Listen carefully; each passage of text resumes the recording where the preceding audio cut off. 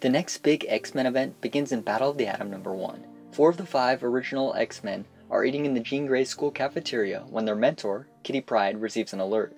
A new mutant has manifested in Phoenix, Arizona, and the original 5 set out to handle the situation.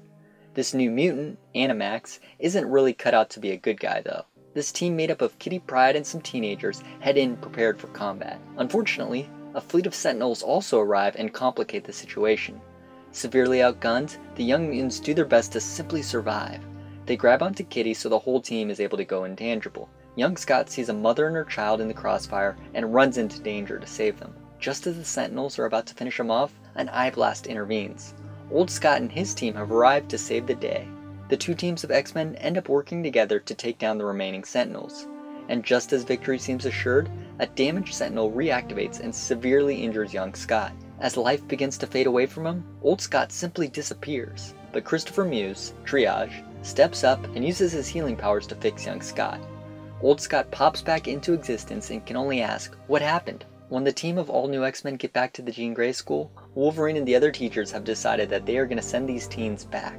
The group of original X-Men complain that they aren't able to choose their own destiny. However, the debate is cut short when Old Hank announces the Time Cube has reactivated. Everyone is shocked when a group of X-Men claiming to be from the future step through. At the end of this issue, the X-Men from the future arrive, but we're going to actually go over those in part 2 of Battle of the Atom, which we'll be releasing a little later. So for now, I think let's just talk about the fight, right? Fighting the Sentinels, you know? Both the Uncanny X-Men and the all-new X-Men. What better thing to bring them together than just Sentinels? That seems to be the unifier of all X-Men at all times. I kind of liked how the all-new X-Men weren't doing too shabby as the fight started. But, but when things really started to go south, fortunately, Old Scott and his team arrived and kind of saved the day. I did like that the all-new X-Men had protocols for when stuff got out of hand. Their job was to just go touch Kitty and just, survive. That's it. That's all they have to do. I actually initially thought Kitty being their, mentor was kind of dumb, but, she actually hasn't done too bad of a job. But eventually, young Scott does put himself in danger. To save some innocence, though. He does, but it was pretty foolish, right? In the grand scheme of things. Foolish. I think so, considering everyone talking about... He's a hero, man. He's a hero, but it's like Wolverine when he risks the fabric of reality, right? But Wolverine's an idiot. Everybody knows. And Scott isn't an idiot for risking the fabric of reality by doing something like this.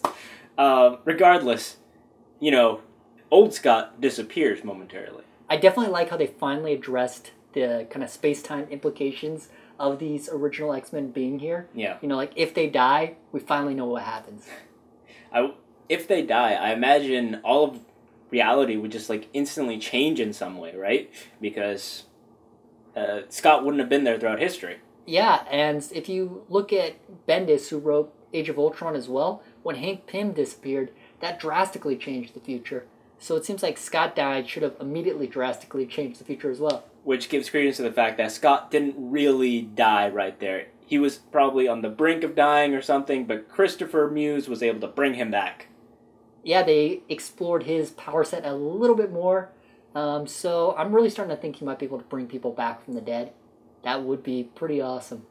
Just makes Scott's team even more powerful. You got time stopping dying. We talked about this in our last Uncanny X-Men review, how Scott just got the best newly emerged mutants. All the most overpowered people.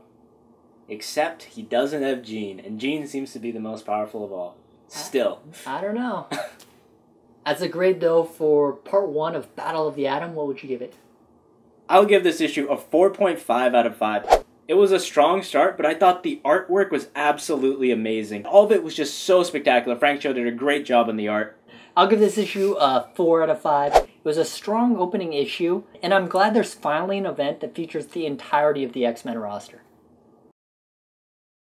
Thanks for watching B3 Comics' review of Battle of the Atom #1. Before we go, we have a question for you. So a new X-Men event has begun, and we want to know from you guys, what's your favorite X-Men event? I'm going to go with House of M. It's probably an easy choice to go, but I really enjoyed that story. Yeah, that definitely had huge ramifications on the mutants. But I think I'm going to go with Second Coming. I just loved everything about it. Nightcrawler's death was great, and Hope at the end just showing her full potential, and the fact that she probably was going to be the Mutant Messiah was just incredible. We want to know your answers. Put them in the comments below.